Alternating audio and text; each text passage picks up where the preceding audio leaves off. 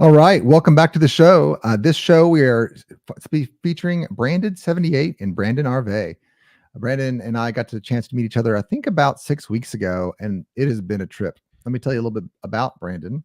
Um, Brandon is the founder of Branded78, and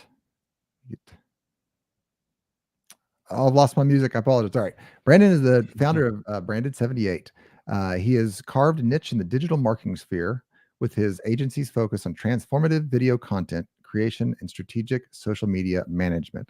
So if you're looking for video and social, Brandon and Branded78 is the guy to call.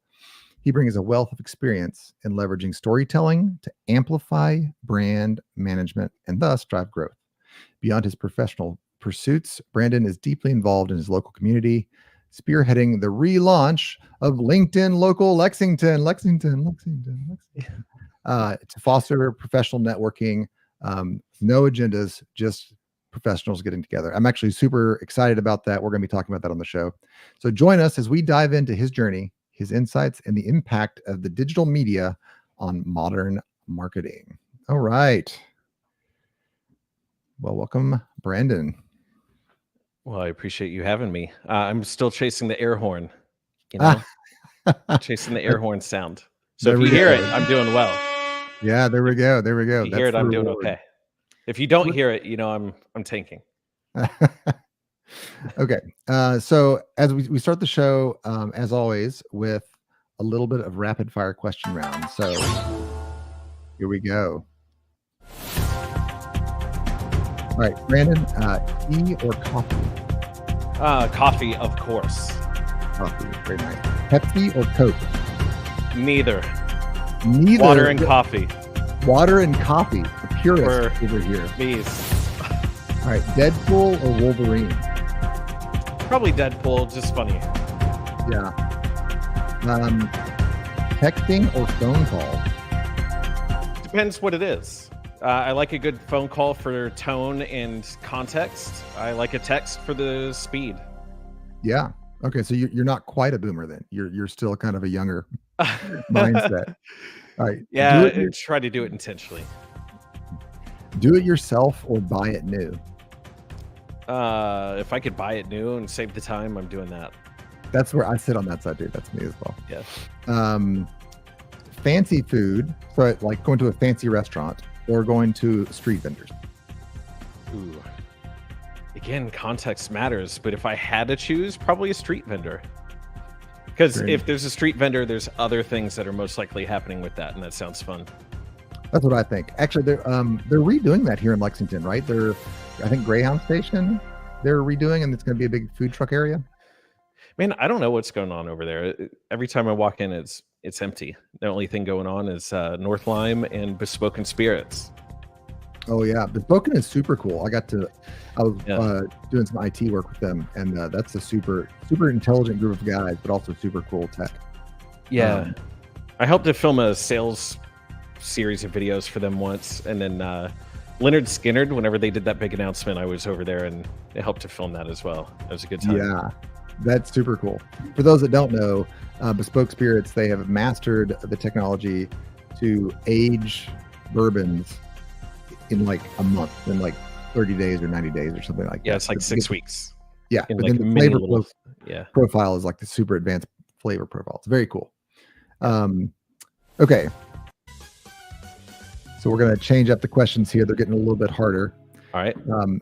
Is a hot dog a sandwich? Of course not. If you think so, I don't know what to say about that. Okay. Pineapple on pizza? Yeah. Yes. I'm a fan of a Hawaiian pizza. What can I say? I'm ignorant. It has taken me 4 interviews to get back to the correct answer, which is pineapple does go on pizza. Is Die Hard a Christmas movie? No. We might. It's a great movie, but all right, interview's over. I get it. That's right. Okay. If you could start any secret society, what would your secret society be? We went from Hawaiian pizza and Die Hard to something I have to actually think about. A secret society. Dude, I don't even know. I don't know what we would do. Secret society of good people doing good things. Secret Not society. so secretly. All right. Well, I'll give you a bling bling for that. There we go. All Not right, the all air right. horn yet, but that's a good answer. I got to work for it. Yeah. It's early. Okay. Last question. What color is this dress? Of course, it's black and blue. Oh, where's my wrong answer button? Hold on. Was this the Yanni thing? What was that? Yanni was a sound, and it was you either hear Yanni or I don't remember the other part of it. Yeah, I don't remember either. Yeah, as long as they had the words up on the screen, I could remember it. But yeah, if that's not blue and black to you, then I don't know how you see it any other way. I don't know. When that came out, my wife and I, like, we didn't have like a mad fight, but like we literally had a fight about it for like a week. And I was like, what else do you see that I don't see? Like, are we just living in different worlds? That sounds like a pretty healthy relationship when that's the only point of contention that we got here is this like social media trend, you know? Yeah, that's fair enough. Is that healthy or maybe not healthy? Let's dive into this. I'm just kidding. I vote that it's healthy. Okay. Because my wife may watch the show at some point. Okay. Okay. So talk to me about you're in the media space, you're in video. Yeah. So talk to me, how did you get here? You know, was this something that you did in high school? Give me kind of the 5-minute history here of how you got here. Yeah, so the quick and dirty version of this is I've always taken photos and video as a kid. You know, I had little digital cameras and things of that nature growing up. I have a huge background in music, in particular classical music. That's how I ended up in Kentucky, went to UK, got a doctorate in percussion. And, you know, music was a big thing throughout my entire childhood. Going on, you know, field trips, whether it's to New York or heck, when I was at UK, we went to China on a tour for a bit. So all these traveling the country and the world, frankly, I always wanted to capture that and had fun doing that through the lens of a camera. And that was obviously just for fun. But, you know, I just told you about music and being, you know, very deep into that. The more that you climb the faculty ladder, if you will, inside of higher education, the more you see behind the curtain, and the more that, in my experience, that curtain being revealing of a not very fun place to be. It's not very interesting, especially when you're talking about being in the arts. You want to do your art. You want to be an artist and perform and play and teach and talk about it and all those things. And when you go into higher ed, you abandon that in a lot of ways because now you're a full-time recruiter. And the faculty meetings are always about budgets and the butts for the next year.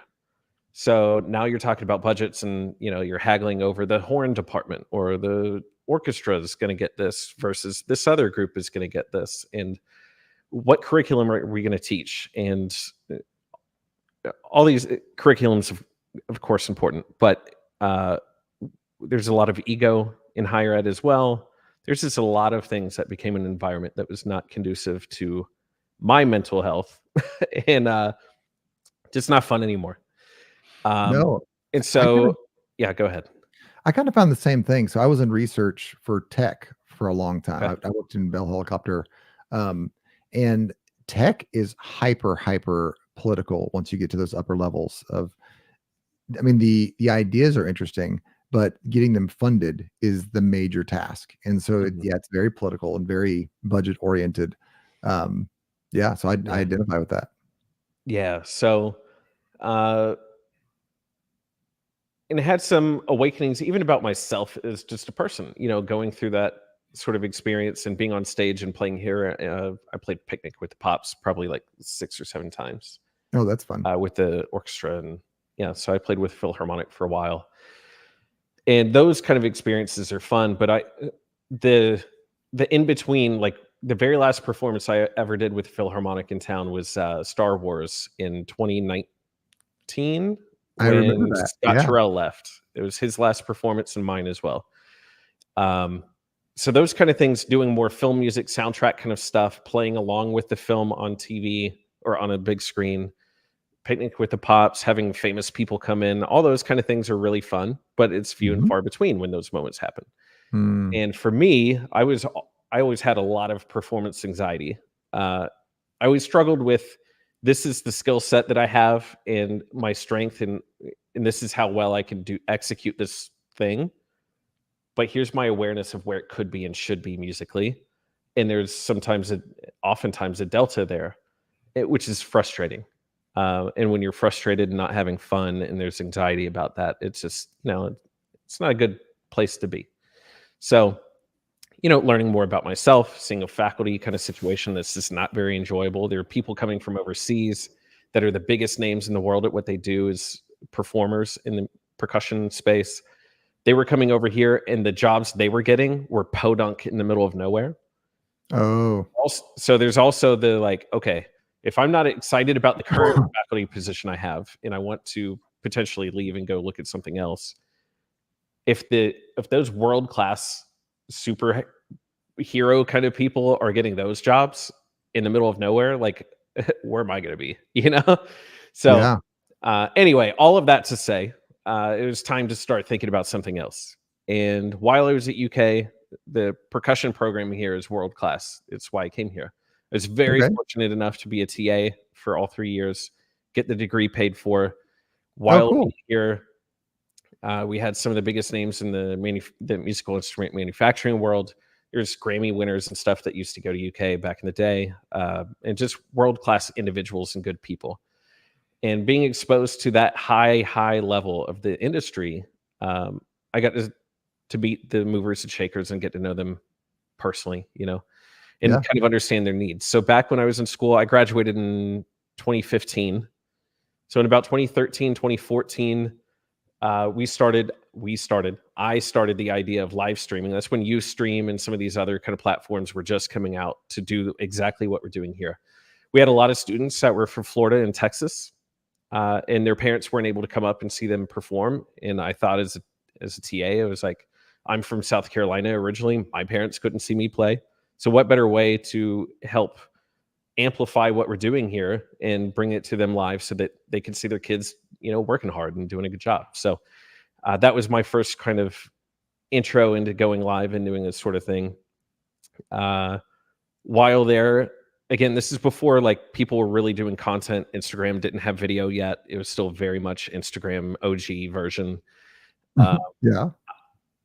These manufacturers didn't have content creators. It wasn't even on their radar to really make content. They didn't know what to do with these platforms. So they would just take pictures of flyers that they, physical flyers and post that, or a picture of a quick photo of an instrument, something like that. But what I'm getting at is they needed content.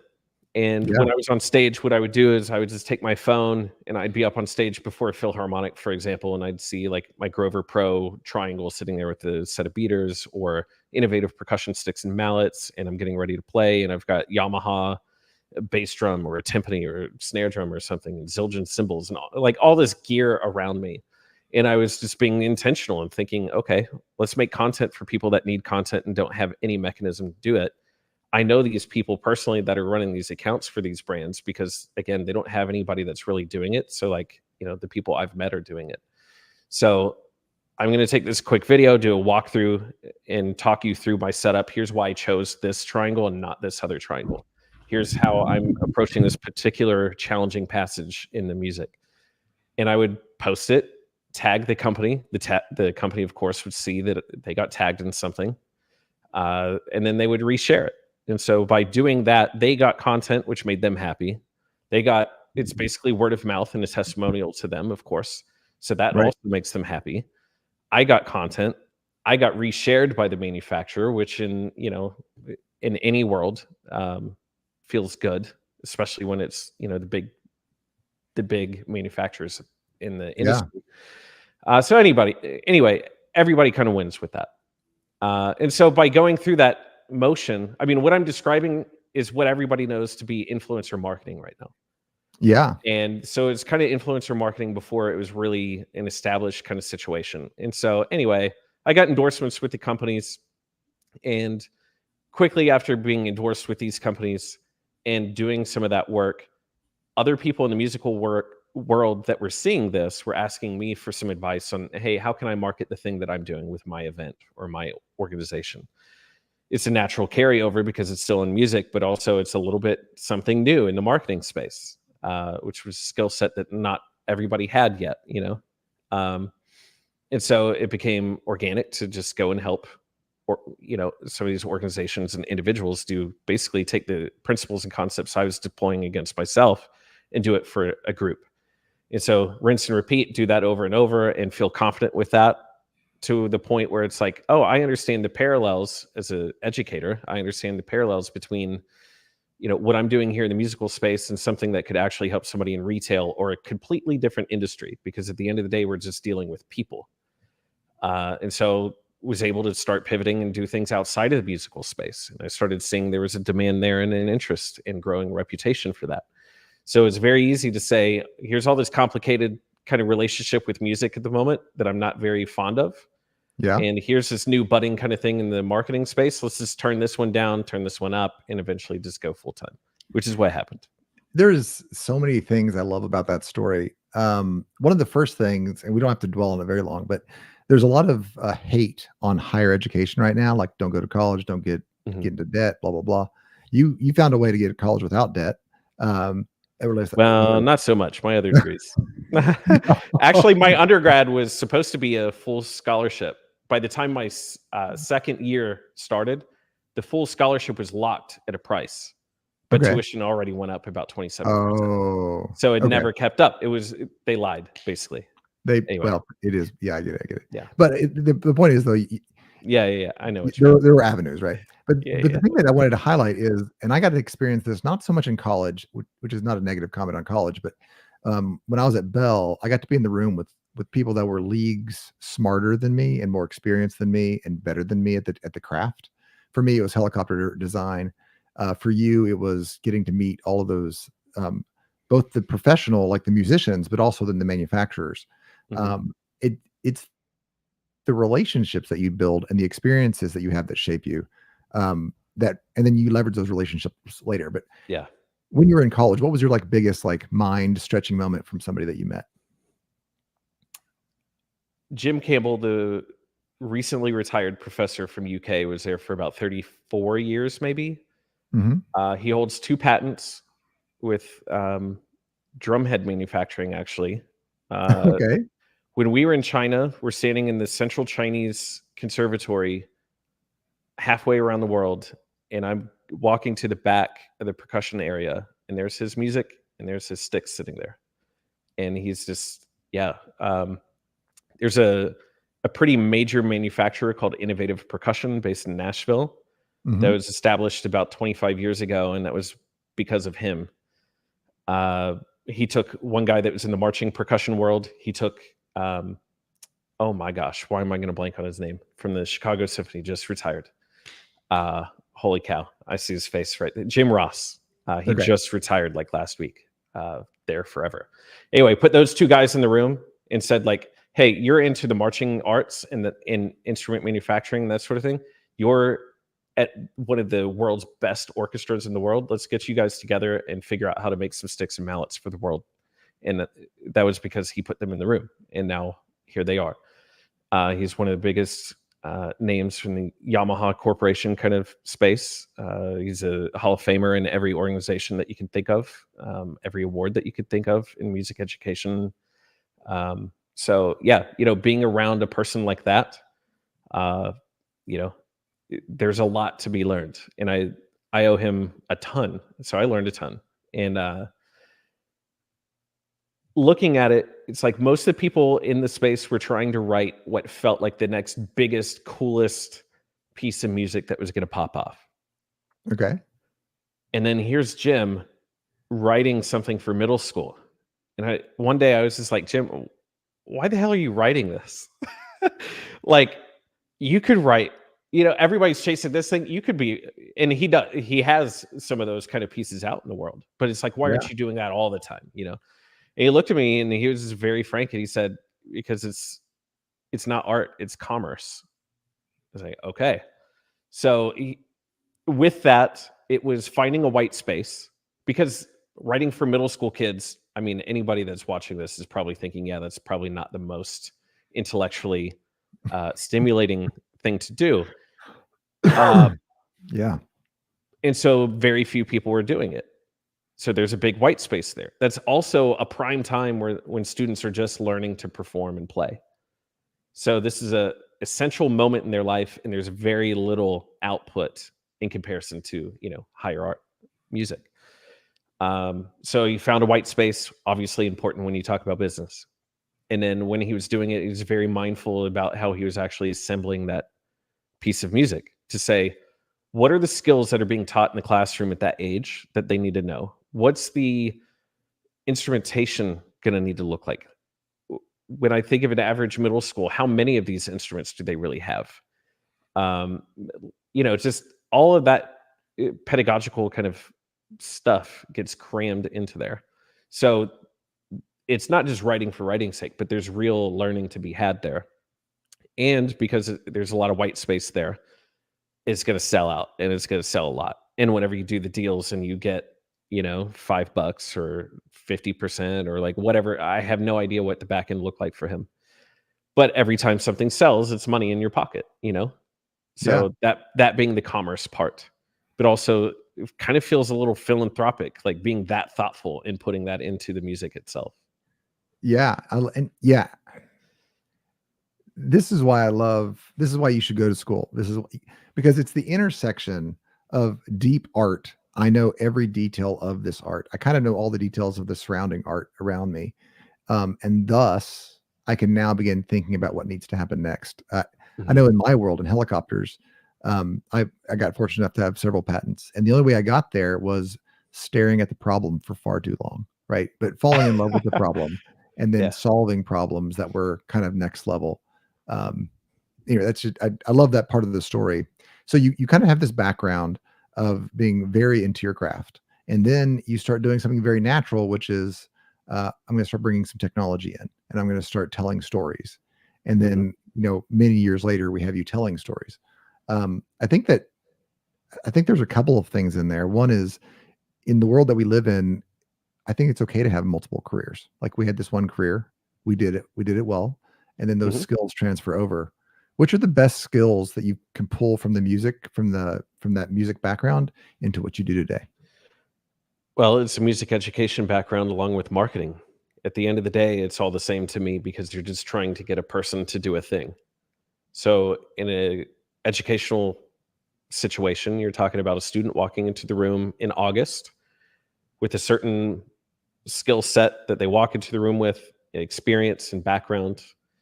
They also have certain dreams and certain things that you're expected to teach because of standards and other things. By the end of the semester, you know that they should be able to do XYZ that they currently cannot do. So it's your job to reverse engineer the entire curriculum and pedagogical plan for how to get there, which to me is, in a way, no different than marketing. We want you to convert and buy this thing. And we know you're walking into the room with a certain awareness of the thing, or maybe you aren't, or the problem, or a solution, right? So you have these certain kind of awareness levels. And now it's, okay, we want you to be here, but you're here. Let's figure out that journey and reverse engineer. How do we get you there? That to me is the same. Not only in marketing, but also just in relationships, man. If we went, right? Yeah. If we went about relationships that way and said, hey, this is where you are, this is where we need to be at the end of this conversation, and then discuss the material in the end instead of grabbing a hold of you and yanking you in, that's cool, man. Yeah. So let's talk but it's easy whenever you talk about the context of a relationship, friendship, a significant other, like whatever relationship means to you in that moment. But it's kind of easy. I don't know. When you said that, my brain went to like, is that gaming or is that manipulation? Yeah. To be aware of like, this is where we're at in this conversation. This is where we need to be in this conversation, where I think we should be in this conversation, Yeah. But I guess I'm like hearing myself say this and I'm thinking it like in real time, but I guess the same thing could be true, because when I was teaching college and you have the admin that's like, you need to be teaching North African whatever or West Indian certain things that are like really high art level things to a group of kids that have never played in their life. and they're doing this because you're at a liberal arts school and they have to be in the room. I'm like, what I'm expected to teach and what they're expecting to learn are absolutely on the complete polar opposite ends. Now I have to figure out, who am I going to serve? And I chose the students every time. I'm like, you're paying 48 grand to have your butt in the seat. Screw the faculty. Those guys haven't been in a classroom in 25 years anyway. So I'm going to give you what you asked for because you asked and you paid. Yeah. They didn't like that, obviously, but the admin did not like that. The students loved it. I don't know why I just brought that up. Oh, it's the manipulation part. Yeah. I mean, at the end of the day, when you're talking about in a classroom setting and coming up with curriculum and all of that, of course, you have to have conversations with students and say, what are your goals? Where do you aspire to be by the end of the semester? And if we're talking to a kid that's a freshman in college, you got to have the conversation. Where do you plan on being? What do you want to do with this career and this degree that you're getting? Yeah. In understanding that journey for them. So everything has to be in the context of them leading that. You know what I mean? So whatever that goal is, and serving that. And then that's where I would come in and reverse engineer. Okay, I know that place. Let's work on that. And as things change, because students change, maybe the second, third year, they're aware of new things. Or maybe that thing they thought they wanted to do, they want to do something different now. So open and honest conversations all the time, being willing and able to pivot, being okay with being flexible, and understanding that my ego needs to be left at the door because they're where they want to be has nothing to do with me. You know what I mean? Yeah. No, I mean, so you talk about leader manipulation. So the reason that I shied away from leadership for literally decades of my life was because I had a couple of really rough people early in my life. And I was like, I'm never going to be like them because they manipulated, right? They were like, hey, I'm going to give you this information because I have this thing I need you to do for me.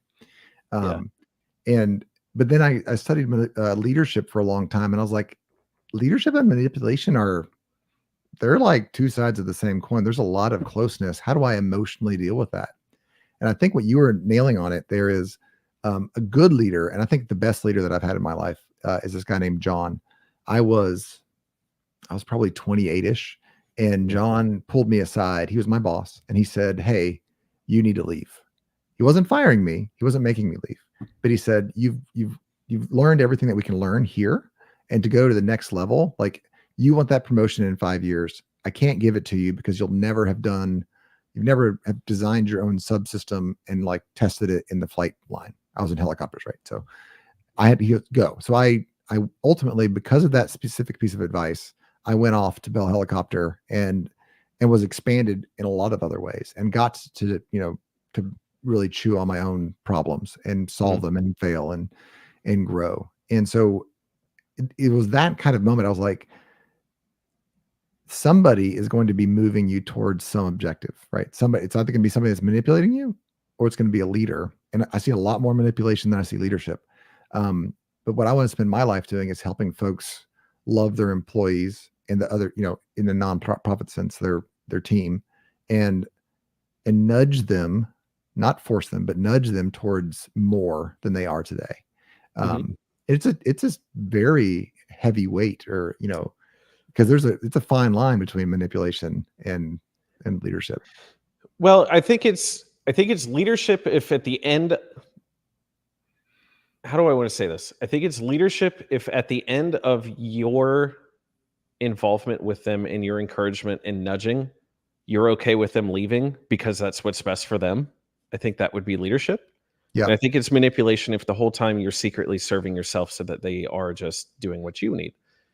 So like, I've had one person recently that actually just left Branded78 because we've had an open, honest conversation for about 2.5 years. I think he was here, that he wanted to be in tech and that he wanted to be a software developer.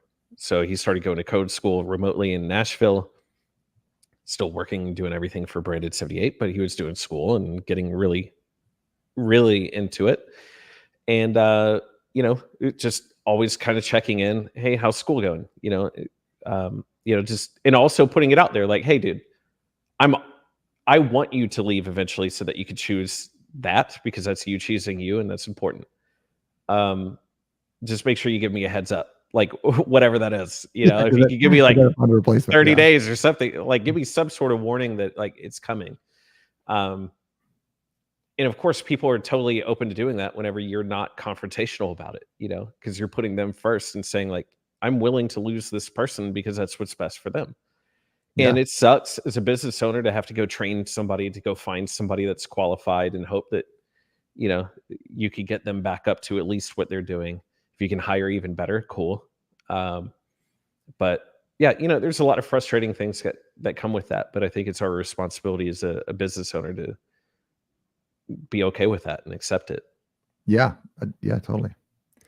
Okay, well, let me shake things up here a bit. We've talked a lot, actually, way more than I was expecting to talk about your past and this like super deep discussion about leadership.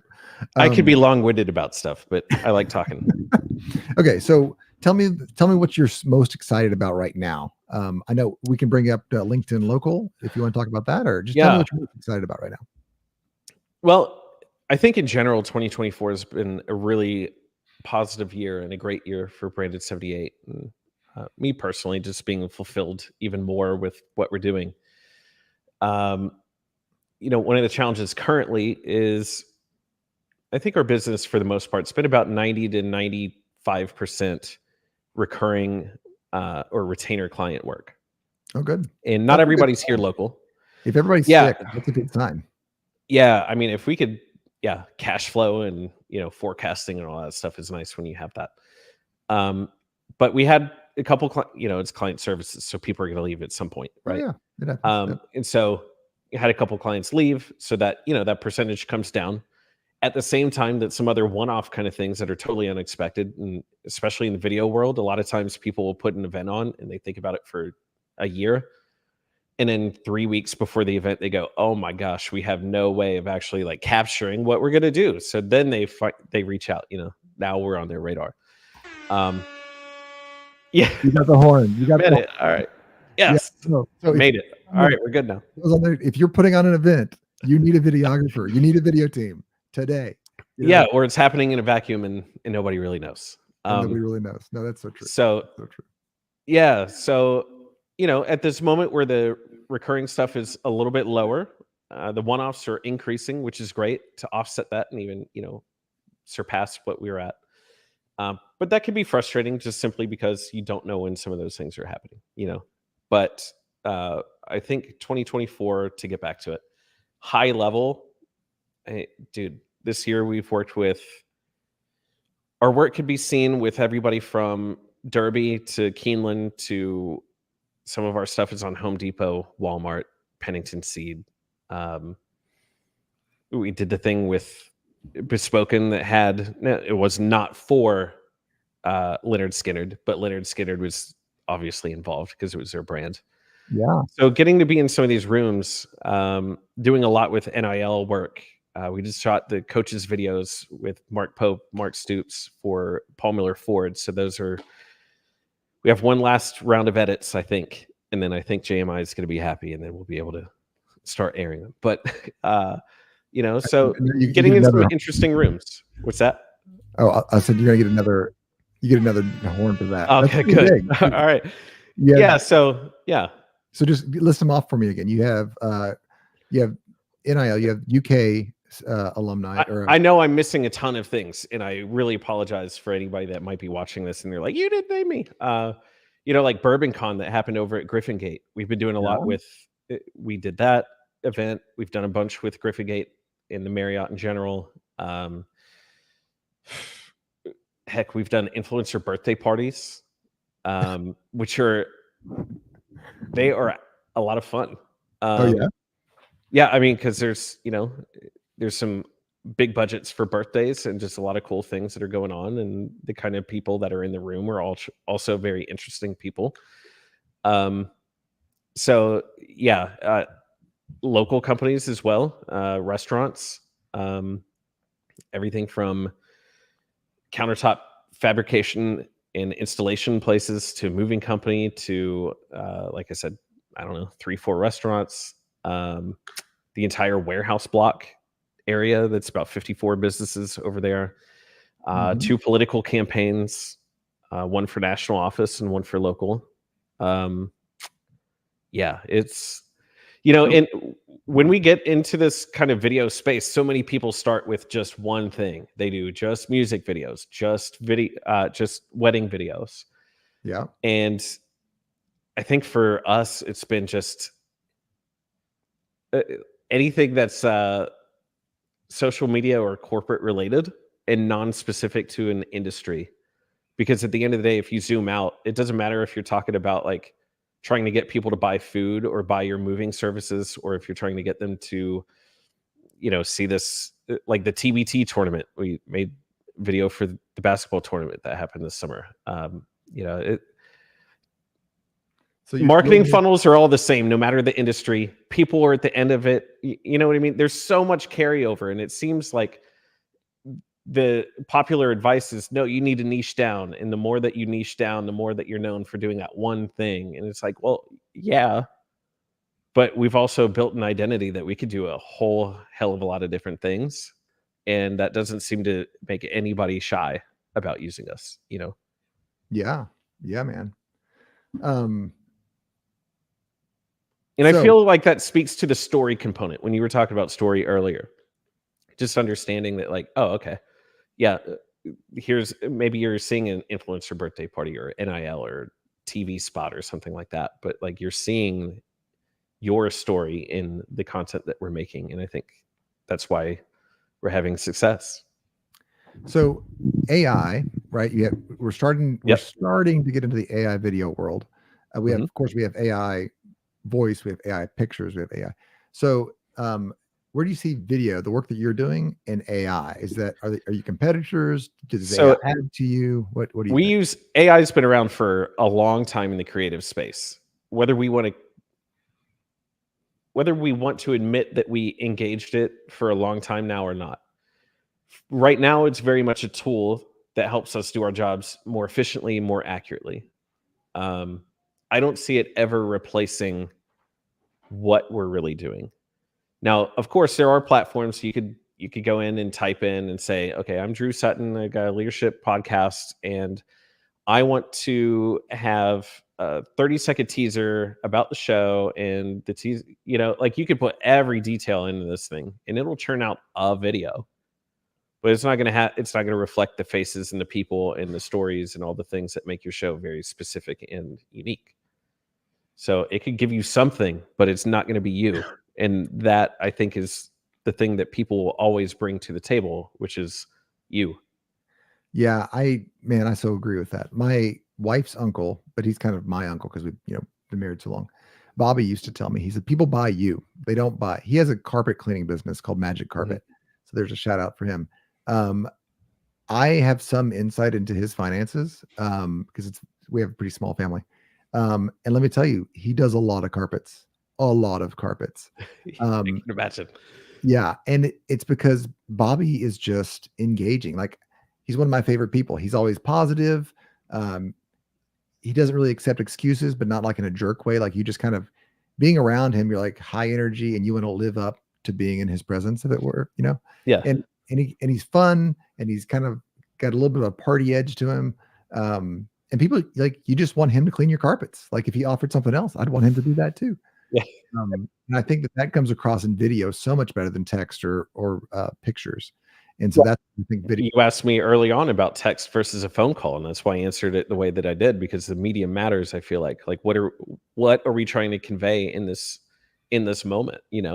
If it's, I need you to pick up some eggs, okay, you can text that pretty well. There's no like tone that really matters here. We understand that there's no problem, But if it's like we need to talk, and you have that conversation, you're not going to text that. That's not a text conversation. Or I got to fire you or whatever. Yeah. Yeah. So I think that in an AI world, the biggest battle we have against AI is podcasts. That's actually kind of one of the reasons I started podcasts is we still live in a profoundly people world, and people are about stories and connection. And a podcast, social media material where you're out there, that engages so much deeper, I think, than the classic Russell Brunson funnel. And I'm not picking on Russell. I like a lot of his material. It's good. But I think that now in the AI revolution, more than any, I think that we need human connection. Yeah. Well, it's always going to be a fight between the former and the future. It's always that. We've always felt that, and we still feel it today. I mean, we feel it between gas and electric vehicles. iPad and no iPad for kids. Like, there's different versions of the same conversation showing up around us. You know what I mean? Yeah. If you're a non-iPad person, you've never taken a trip to Disney World by the car. Yeah. Yeah. Right.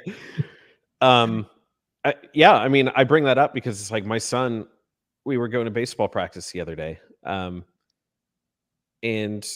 he wanted to take an iPad in the car, and it's like a 20-minute ride. And I was like, no, we're not. We're done with the iPad today. You've already had it for about an hour. And I'm gonna be so bored in the car. I was like, good. Yeah. It's like, you need, and I told him, I was like, you need to be okay with sitting in the car, looking out the window, and just seeing what's out there and see what you see. You never know what's going to be out there. It could be a plane, could be an interesting tree, could be a police car going by. I always remember looking at the highway, like right at the edge of the road, just how fast the road seemed like that little memory, like those little things, like just go observe the world and be alone in your thoughts too. And like, that's a skill set. Like, you got to be able to sit there and think and be okay with just being. And so that fight again between just, technology and how much does that play into having kids grow up, or do we go to books and no technology and reject all of it? Well, you can't do that either, right? Because they do live in a world that is constructed around them for them, and they have to be able to engage it. Yeah. So it's always a push and pull with that. Yeah.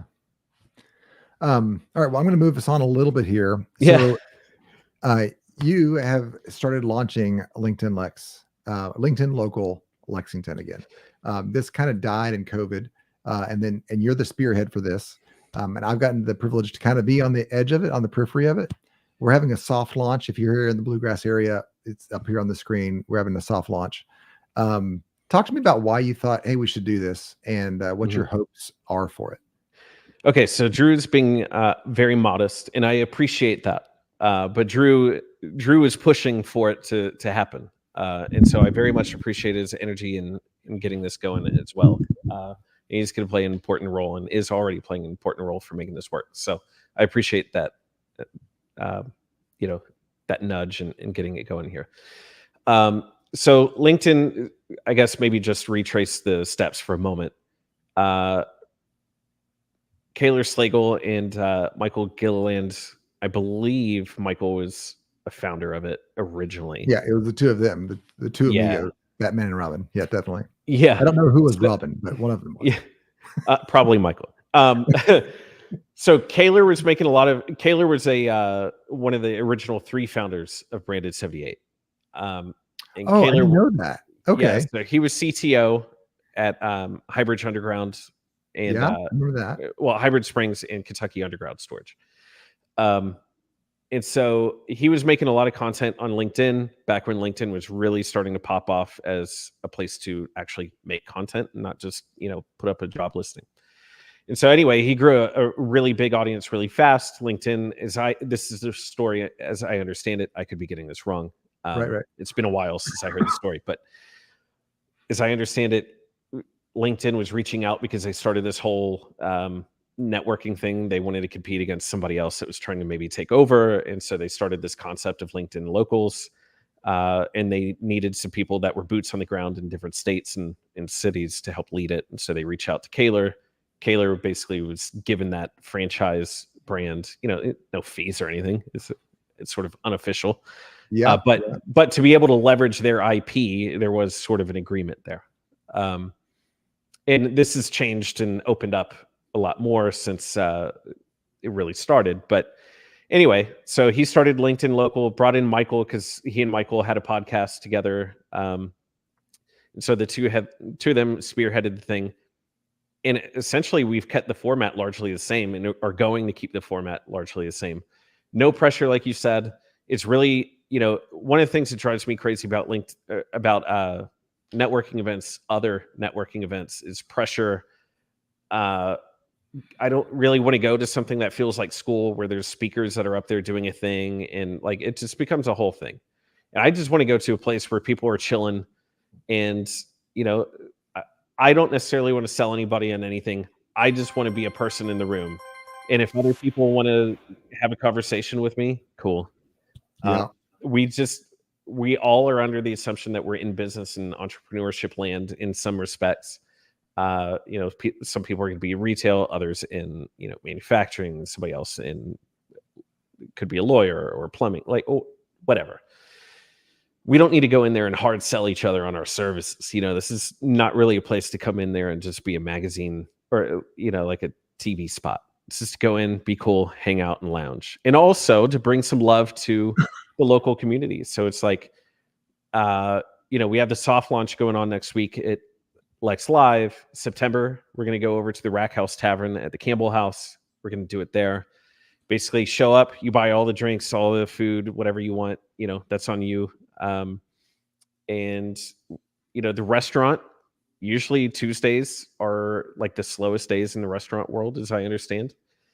So if we could do it like 5 to 7 o'clock on their slowest day, and we can like bring people to them, they make money and they're happy about that, and also more butts in the seats that maybe have never been there. In restaurants, John Taffer used to talk about, in the restaurant world, you're marketing to a fourth visit. So after the fourth visit, there's a 70% chance that they're going to return forever. So, that's cool. If we can help to put the butt in the seat the first time, it's up to them the next three. But the restaurant wins with that. Us running, you and I running and being part of LinkedIn Local as the organizers, we win just because we're organizing it, and there's some reciprocity there, perhaps, for people in the audience, right? Let's call it what it is. Yeah, man. But then also the people that are in the audience, the people that are attending and having fun and just kind of meeting, there's opportunity there, whether it's friendship or business. So everybody gets a little win, and I think that's good. This is exactly why I'm so excited about it. Is everything you just said. It is not sponsored by. We won't use any organization names. Those have their place and they're great. And there's a speaker, and you do learn some stuff, and it's great. But this is just folks that love their community, that want to connect with folks that are their peers, and like you said, we're just pushing business to a local business. One of the core phrases that I heard when I began studying business was from Peter Drucker, and it says that a business leader's job is not to make the society healthy. That's somebody else's job. But no business can be a success if the community is not healthy, right? And so if I can be a part of nudging you over, let's say that you need insurance, and I know a great guy in insurance. If I can put the two of you together, I win. Not because I get anything, but because that makes our society a little more healthy when we're people helping people, right? And LinkedIn Local was that way before COVID. And the other reason I'm excited about it is I feel like our social skills dropped during COVID, right? Like I'm an extrovert and I'm in a basement right now doing a podcast. And you go out, and especially some of the folks that like were coming into the business scene in 2019, 2020, it was a lot of fun to be in business and to go to a networking event, especially the LinkedIn Local. And I want to see that return, because that's that fabric of no pressure business people hang out is here. I can't wait for it to get going again. I'm excited. Yeah, man. And we really did kind of range between 50 and 300 people. I remember we did the one over at 33 Staves at the Origin Hotel in the Summit, and we had over 300 people show up to this thing, and it was wild. It was actually too much. It was too much for the venue, which is a good problem and a bad problem at the same time. Forecasting is nice. People show up. Not everybody wants to RSVP, and I get that. They're like, I'm going to this thing. You want to come last second? And so they end up bringing, 1, 2, 3 other people also. So it just sort of snowballs from there. But that's a great problem to have. For me, it's like there have been people that come to these events that they think, okay, I'm going to walk into the room with a huge thing of business cards, and I'm gonna say, hey, my name is Johnny and I'm in insurance and I do XYZ. And if you need something like that, let me know. Here's my card. Like, that is absolutely not how to do this. Johnny needs to just walk in and be a person and pretend that business is not involved in any way, shape, or form. Bring a business card, sure, fine. But if you can, for me, I love the dot card that I have when it works. Nah. Are you familiar with that thing? Yeah. Is it The NFC attached to your card? phone or the NFC card? Yeah. Yeah, just put it up to somebody's phone and, pulls up all your information. They can save it as a contact in their phone, which is good and bad also, because then you get lost as a contact in somebody's phone. And they don't know who that is. So, there's trade-offs to this. A business card is, I think, still actually pretty viable as far as like you go home with a little stack and you at least remember who you talk to, there's good and bad parts of all those things. But yeah, I think just walk into the room, bring a friend, bring 2 friends if you need to, if you're kind of shy and you need that sort of moral support to be there, the social support. Yeah. And just chill. And, somebody's going to be next to you and you're like, hey, how's it going, man? Yeah, doing well. Did you see what the cats did last night? Yeah. It's like being at a bar, because guess what? You're going to be at a bar. So just be at a bar. Don't be business crazy. And understand that conversation, even though you didn't discuss it, of course, people get into business. What do you do? And all that kind of stuff. And yes, that will happen, of course. But it's the long game. It's like what you said before. If you know somebody, you might meet somebody in August, and in November, you have somebody that's completely different. Maybe it's a family member that's like, hey, do you know somebody that knows how to do XYZ? And you go, yeah, I met somebody like that in August. I know exactly who. That's what we're really trying to do here. That is, I read this, I think it's Malcolm Gladwell's The Tipping Point, and he comments that the reason the civil rights movement happened in the 60s around Rosa Parks, she was like the spark, right? She wasn't the first person that refused to give up her seat. Right. But everybody knew Rosa, or at least on a light level. He called it the strength of weak connections. And society is really a healthy society when we all know somebody that we like. Like, I don't need my carpets cleaned right now, but if you needed your carpets cleaned, I'd be like, you should use Bobby. And there's enough room in the market for there to be Bobby and Jeff and Craig, and they all do carpets, and I know all of them, and I give you a ranked order of who I like. That's not only is it a truth, like economically speaking, but it's just a better way to live, right? Like, if every relationship is based on a relationship and trust of like, this is a decent person, I like them, I trust them. And they're really good at this, right? Your job is to be really good at it, and then it's your job to be a really good friend, and then your network. We like bare minimum, foundationally, we expect you to be good at what you do. Yeah. I expect you to be good at what you do. So we don't need to talk about that. Yeah, totally. But yeah, it kind of comes into like, where do I want to put my money? Do I want to put it to Bobby, that's a really good dude that aligns with me and understands because we have that assumption, I guess is why we do this. We get into a conversation with Bobby, and Bobby starts talking about having a 6-year-old, and I go, I have a 6-year-old, and I grew up in Georgia. Well, I grew up in South Carolina. Like, these similar kind of things where it's like, okay, this person understands me as a person, which means they probably understand my problem for which they have a solution. And it's as simple as that. Yeah. Well, I'm excited about it, man. We are running up against the hour, so I'm going to change topics. But listen, if you're in the Bluegrass area and you want to connect with folks in a non-cheesy, non-salesy, I just want to hang out with other folks or learn how to do that again, right? From COVID. Yeah.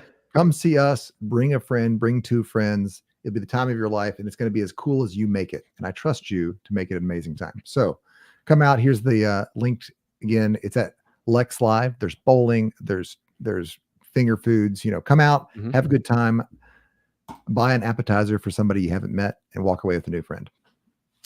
Okay. So we're coming up against the hour.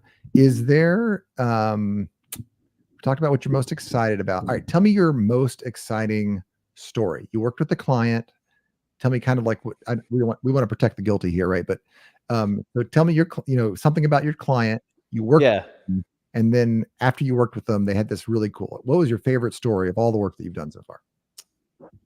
Man, So the client, I feel like there's a number of ways I could take this, and I want to understand exactly which direction you want to take it. So we do some work with the client, and the client has some sort of success in the back end. Is that what you're talking about? Yeah, yeah. So like the client was here. You Mhm. started working with them. You helped them articulate their story, Yep. and you helped them boost their brand with that story and maybe some Mhm. images and some video. And then like you're like, man, I did that. So here's what I want to qualify. So a lot of what we do in social, actually most of what we do in social is it's not about a video. Okay. It's not like we make one piece of content, they pump it out into the world, and miraculously they're the biggest thing on the earth. So Okay. it's not really just one thing that pushes the envelope for them or grows. It's always just more about the ongoing engagement that we have going together. And because of that, and continuing to tell compelling stories and show what they do and things of that nature, it's over the course of time do things grow and take off for them. So one in particular, okay, maybe two. I'll go with one. You too. I'm good. Okay, so one, there's a guy named Elliot Cleveland. He's a doctor of physical therapy in South Carolina. Okay. He's also a percussionist, plays drums just like me. It's really weird. I went and looked at a picture from 2008, maybe. Uh-huh. I was standing at the front of the music building in the summer of 2008, teaching a percussion camp at the music building at South Carolina. Sorry, I'm seeing this in my head. It's crazy. And in the picture, it's me in the forefront, looking like a little kid. Yeah. And then one of the guys that I'm actually working with and talking to is this guy, Elliot. We had no idea that we worked together in any capacity, but for some years later that we put two and two together. Anyway, Elliot is a percussionist, but also, like I said, has doctorate of physical therapy. He wanted to find a place that he could grow and kind of marry those two loves together. So I think it was 2018. He started reaching out to me about, hey, how do I market this thing that I want to do, which is to bring physical therapy concepts in education to specifically the marching band kind of world. Okay. Now, we can roll our eyes and say this uber niche and that sounds lame and goofy. And I have my own thoughts on it as somebody that spent a long time in that. But it is a very physical thing, especially when you talk about some of the most unathletic kids doing some of the most like literally marching band, like running around a No, football field at halftime kind of thing. marching band changed my wife's life. She was kind of on the portly side. Like you look at the pictures, and then she Mhm. got into marching band in high school, and she like it literally changed her health. This whole marching Yeah, band is a real thing. yeah, it's super athletic. Yeah, totally. It's easy to look at American Pie and like think this is kind of lame and goofy and nerdy. But whenever you look at the physical requirements of something like that, it really is pretty crazy. Yeah. So anyway, a lot of kids getting hurt because there's no education. Literally, there was like no specific education for that field. And there are hundreds of thousands of kids around the world and really in the country that are doing this every year. And so there's a lot of injuries, which cause problems and make the groups perform poorly because whenever you don't have everybody performing, when you Oh, yeah. rely on the person next to you and that person's not there because they're hurt, well, now there's a hole and it makes you doing your part really hard. And so Yeah. it makes the performance and the award ceremony part a different experience. So anyway, lots of reasons that this was necessary. So he married those two things together, created a thing called Marching Health, and is now the international leader for what he does. He's had whatever the math is, 6 years, 7 years of doing this through strategies and things that I helped do and execute with him. And of course, he led all of this. So, shout out to Elliot Cleveland for all the energy and putting this into actual fruition. I had ideas, he had to go execute it, and he did it great. And is still doing super well. So of the groups that are out there in the world that are the biggest names in that space, he's worked with all of them and he's had personal relationships with all of them. And now because he built the reputation with Marching Health and all that stuff by himself, now he does a ton with the Clemson football program, which because he's in that area, he lives in the Greenville, South Carolina space, area. So because of the reputation and brand that he built on the Marching Health side, as an individual that built a business really big in a very niche kind of space and built that trust as an expert in his field, even though it's over here, he was working. I don't know if I could say this. He was working secretly with a lot of the biggest athletes that have been top draft choices for like last number of years, because Clemson didn't have their own PT program that was helping and doing positive work. They had to go to outside help secretly. And when you're in Dabo Sweeney's house and hanging out with his kids and, treating patient, all that stuff, like that was on the back of the work that we did together with Marching Health. So anyway, that's one person.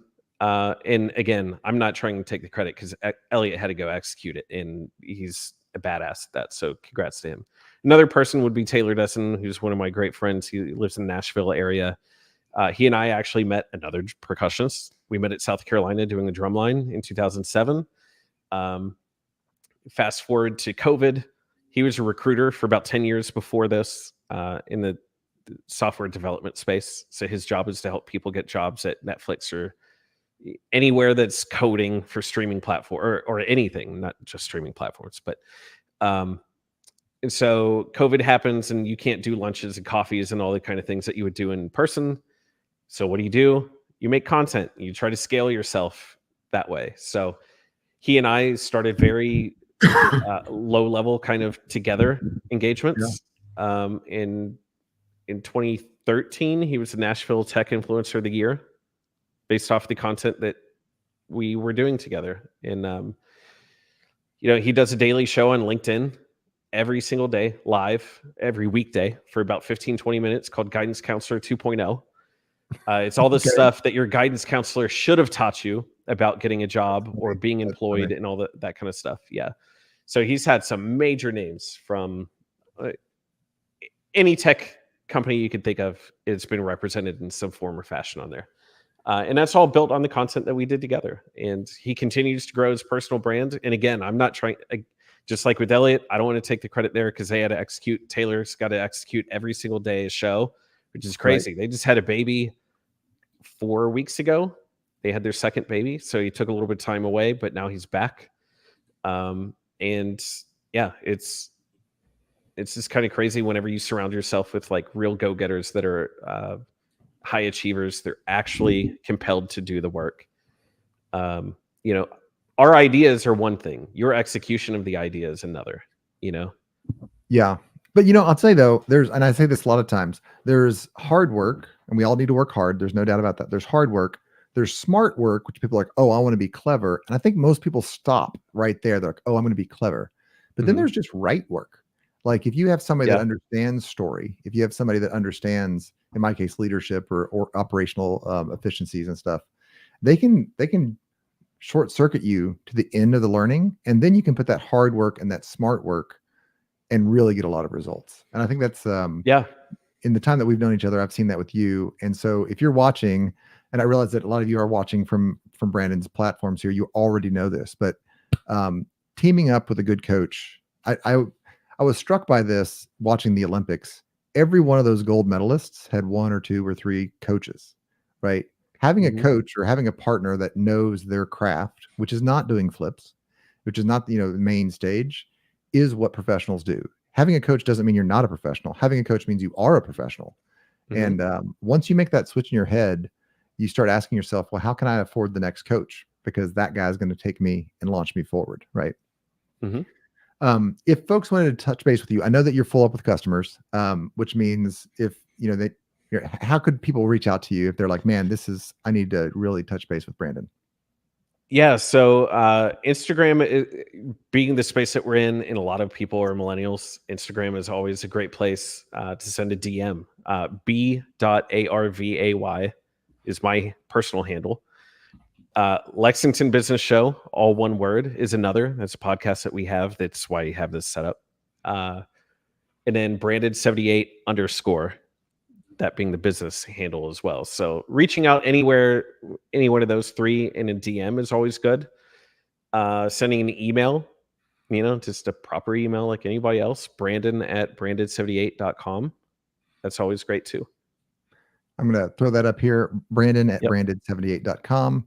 If you all want to touch base with him for some work, seriously, reach out to him and begin the journey of learning how to use story to transform your brand.